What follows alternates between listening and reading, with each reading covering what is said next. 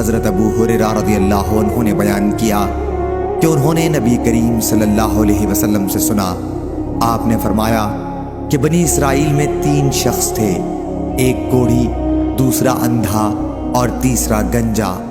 اللہ تعالیٰ نے چاہا کہ ان کا امتحان لے، چنانچہ اللہ تعالیٰ نے ان کے پاس ایک فرشتہ بھیجا۔ فرشتہ پہلے کوڑھی کے پاس آیا اور اس سے پوچھا کہ تمہیں سب سے زیادہ کیا چیز پسند ہے؟ اس نے جواب دیا کہ اچھا رنگ اور اچھی چمڑی، کیونکہ مجھ سے لوگ پرہیز کرتے ہیں۔ بیان کیا کہ فرشتے نے اس پر اپنا ہاتھ پھیرا تو اس کی بیماری دور ہو گئی اور اس کا رنگ بھی خوبصورت ہو گیا اور چمڑی بھی اچھی ہو گئی۔ فرشتے نے پوچھا کس طرح کا مال تم زیادہ پسند کرو گے؟ اس نے کہا کہ اونٹ، یا اس نے گائے کہی۔ اسحاق بن عبداللہ کو اس سلسلے میں شک تھا کہ کوڑھی اور گنجے دونوں میں سے ایک نے اونٹ کی خواہش کی تھی اور دوسرے نے گائے کی، چنانچہ اسے حاملہ اونٹنی دی گئی اور کہا گیا کہ اللہ تعالیٰ تمہیں اس میں برکت دے گا۔ پھر فرشتہ گنجے کے پاس آیا اور اس سے پوچھا کہ تمہیں کیا چیز پسند ہے؟ اس نے کہا کہ عمدہ بال اور موجودہ عیب میرا ختم ہو جائے، کیونکہ لوگ اس کی وجہ سے مجھ سے پرہیز کرتے ہیں۔ بیان کیا کہ فرشتے نے اس کے سر پر ہاتھ پھیرا اور اس کا عیب جاتا رہا اور اس کے بجائے عمدہ بال آ گئے۔ فرشتے نے پوچھا کس طرح کا مال پسند کرو گے؟ اس نے کہا کہ گائے۔ بیان کیا کہ فرشتے نے اسے حاملہ گائے دے دی اور کہا کہ اللہ تعالیٰ تمہیں اس میں برکت دے گا۔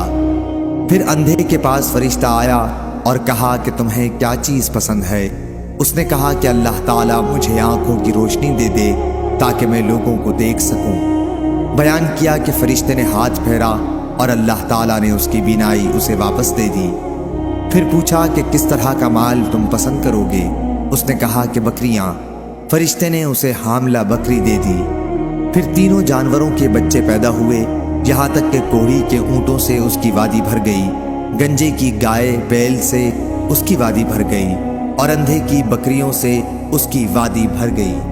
پھر دوبارہ فرشتہ اپنی پہلی اسی شکل میں کوڑھی کے پاس آیا اور کہا کہ میں ایک نہایت مسکین و فقیر آدمی ہوں، سفر کا تمام سامان و اسباب ختم ہو چکا ہے اور اللہ تعالیٰ کے سوا اور کسی سے حاجت پوری ہونے کی امید نہیں، لیکن میں تم سے اسی ذات کا واسطہ دے کر جس نے تمہیں اچھا رنگ اور اچھا چمڑا اور مال عطا کیا، ایک اونٹ کا سوال کرتا ہوں جس سے سفر کو پورا کر سکوں۔